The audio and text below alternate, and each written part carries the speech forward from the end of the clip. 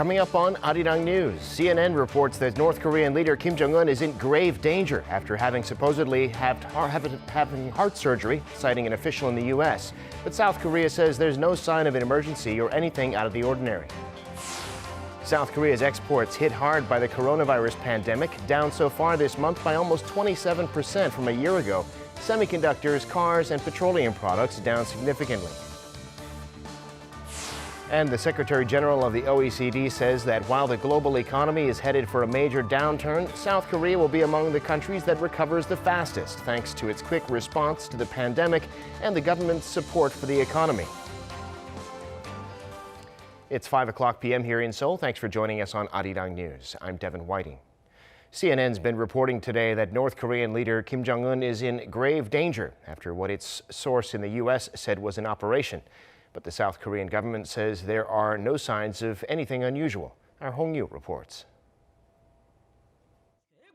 North Korean leader Kim Jong-un is residing in a rural part of the country with his closest aides, that's according to the South Korean government. A CNN report on Tuesday claimed that Kim is in grave danger after having heart surgery earlier this month. But South Korea's government official familiar with the matter said there is nothing out of the ordinary to suspect about Kim Jong-un's health, nor are there signs of an emergency or any unusual developments. It was deduced that CNN's source, a U.S. official, had made an assumption based on Kim Jong-un's having not made a public appearance for 10 consecutive days, even on his grandfather's birthday, April 15th. But there are mixed reports. Reuters reported that Kim is not believed to be critically ill, citing an official with the Chinese Communist Party's International Liaison Department. Daily NK, an online newspaper based in Seoul that focuses on North Korea, reported that Kim is recovering from heart surgery. It said most of the medical team in charge had returned to Pyongyang after Kim's condition had improved. His last appearance on state media was on April 11th when he held a meeting with the ruling Workers' Party, during which they discussed how to prevent an outbreak of COVID-19 and elected Kim Yo-jong, Kim Jong-un's sister, as an alternate member of the bureau. Hong Yu, Arirang News.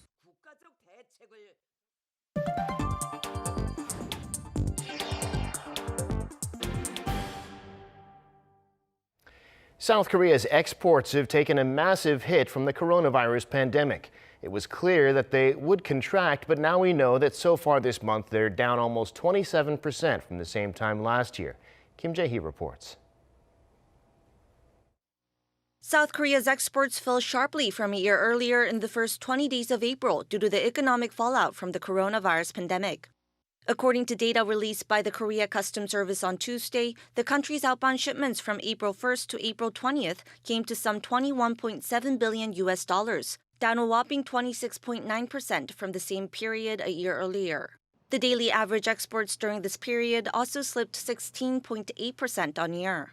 The decline was attributed to the coronavirus pandemic, which has paralyzed trade and disrupted production all across the globe, with numerous countries having shut down their borders. By segment, overseas sales of semiconductors, South Korea's key export item, fell 14.9% on year over the 20-day period. Exports of automobiles also declined 28.5% from a year earlier. Auto parts fared even worse, sinking 49.8%, and exports of petrochemical goods tumbled 53.5%. By destination country, exports to China dropped 17% on year, and shipments to the U.S. also shrank 17.5%. Exports to Japan were down 20%, and those to the EU were even worse, down 32.6% on year. The same data also shows that in the first 20 days of April, imports fell 18.6% on year to near $25.2 billion. Kim Jae-hee, Arirang News.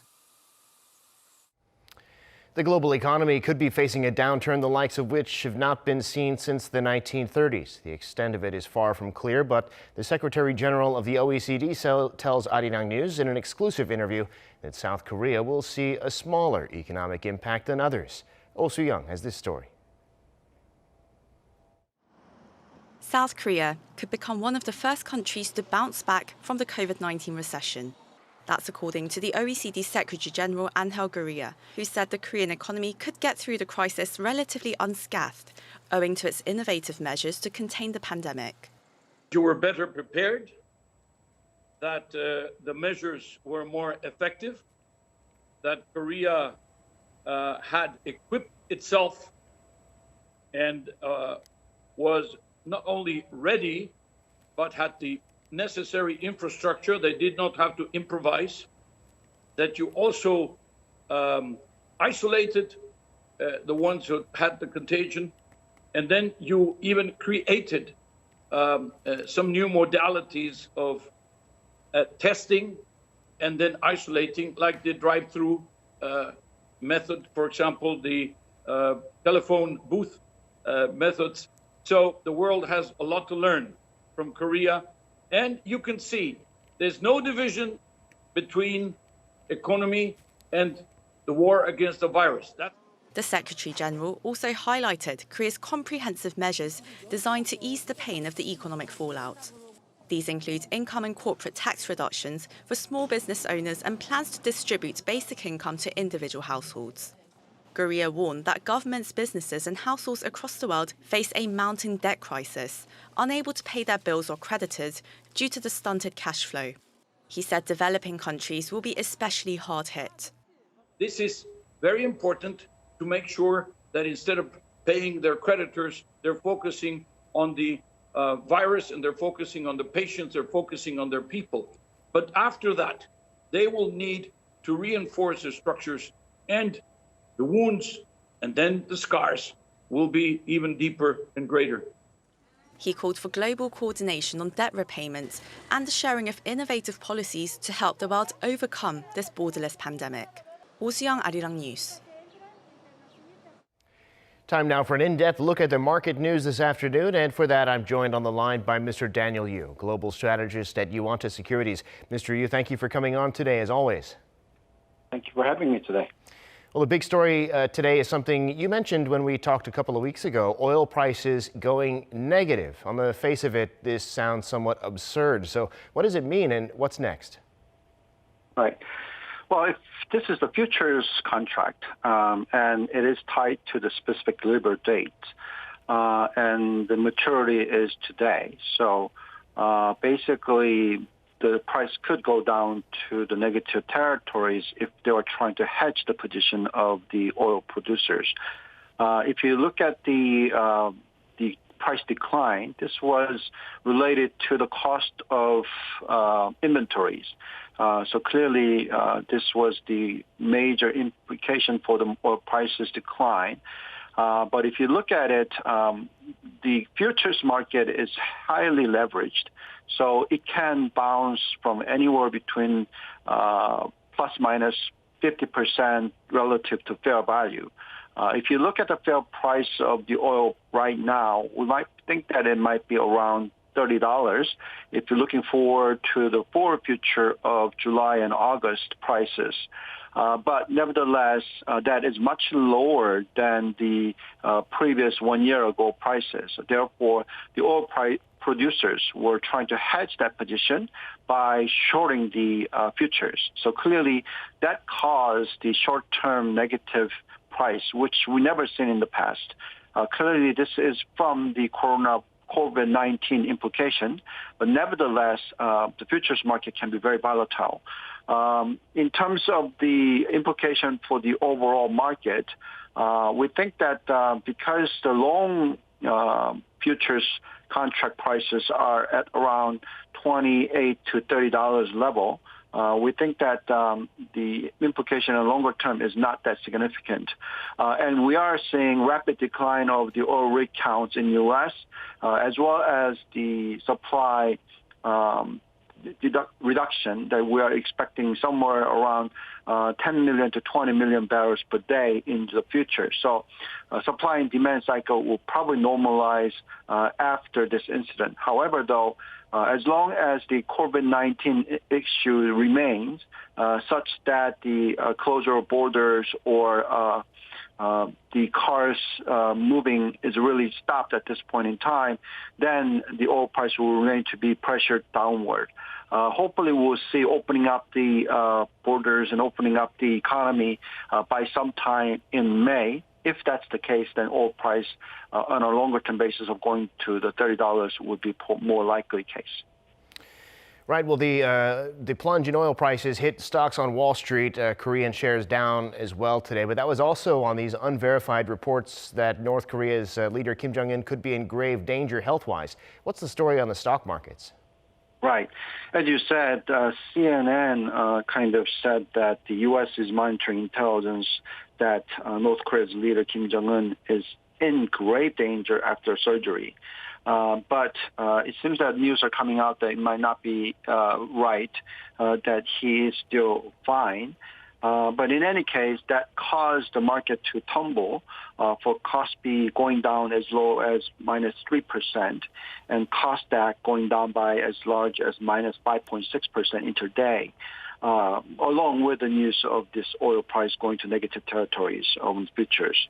However, though, if you look at the history of North Korea issues in regards to the death of the leader, if you look at the Kim Il-sung case and the Kim Jong-il case, we saw equity market did a short-term correction, but in a longer-term basis of 6 to 12 months, it showed a quite strong run. So, of course, people are saying that there's nobody to take over the leadership after, if in case Kim Jong-un dies. But we think that, though, overall market volatility will not last for a very long period of time. I think that we should be watching much more closely of what's happening to the COVID-19 impact on economy, whether or not the economy can open up nicely in the future. As you already know that the Korea have reduced the level of the barriers in terms of the economic activities at this point in time as of today. So a lot of people are going back to work, and the social distance is, much lesser strict at this point in time. All being said, that we think the economic growth rate could recover gradually. Hopefully that this happens to other countries, not yet for most of other countries, but over the next 1 month to 2 month period, we think that the trend should be in the right direction. Well, exports are down too. Data showing in the first 20 days of this month they were down by almost 27%. What do you make of these numbers, and what's been the effect on the markets? Well, clearly it is negative news that South Korea's export plunged nearly 27% in the first 20 days. This is the exact opposite of 9.3% growth rate in a previous month. But we already expected this because we are seeing all these economic activities slowing down rapidly for most of other countries. So having said that, if you look at the details of these numbers, you see that the semiconductor sales were down by 14.9%, but it is much lesser than other overall 27% drop. Clearly, this is because of the Fourth Industrial Revolution related DRAM demand is quite strong still, nevertheless. But other industries like petrochemical products, of course, it will plunge by 53.5%. And then car components and the wireless devices all down somewhere between 49.8% and 30.7%. But clearly we can see that the electronics goods and the DRAM side is relatively less than the overall shipment drop of 27%. So what that means is that Korea might be in a relatively better position in terms of the export mixture, and that if the economic activities resume, say in June and July, we will see a very significant rise of the export numbers or recovery of the export numbers. So we are expecting demand to sharply recover sometime in July and August. If that's the case, market correction might not be as severe as March. And as you can see that the Korean market, despite all these negative news, it recovered nicely and it ended with only 1% drop.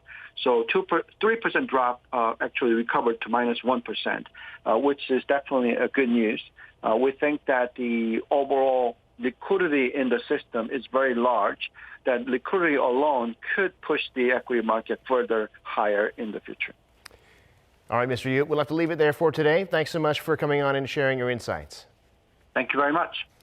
For one thing, demand continues to grow for South Korea's COVID-19 test kits. They're being shipped now to 117 countries. The governor of the U.S. state of Maryland requested them personally. Our Jang Tae-hyun tells us more.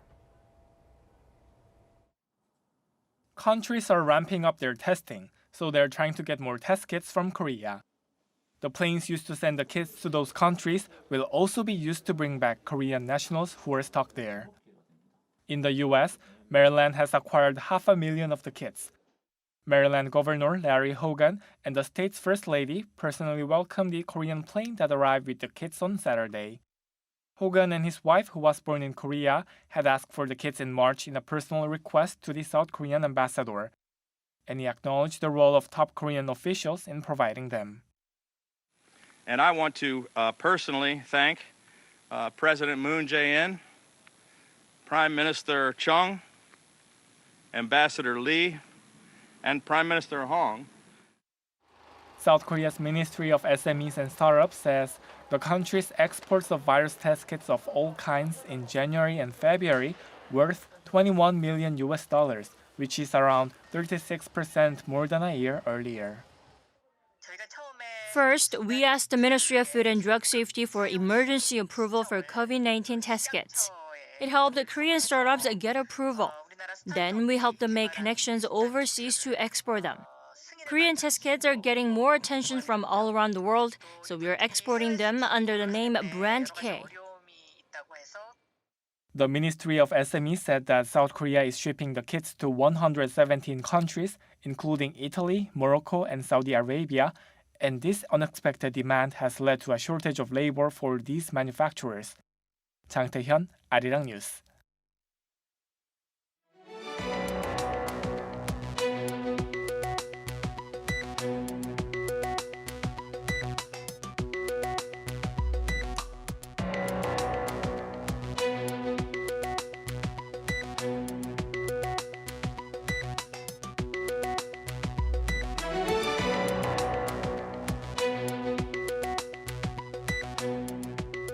That brings us to the end of this newscast. Thank you for watching. More live news coming your way at 7 p.m. Korea time.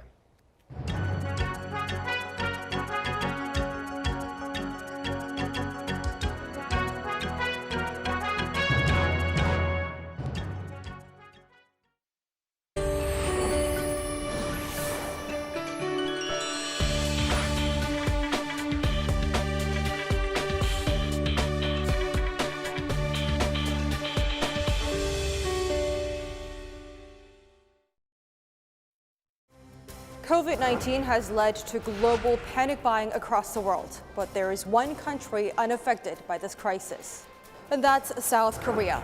Despite the fears of COVID-19 spreading across the world, there is no panic buying here.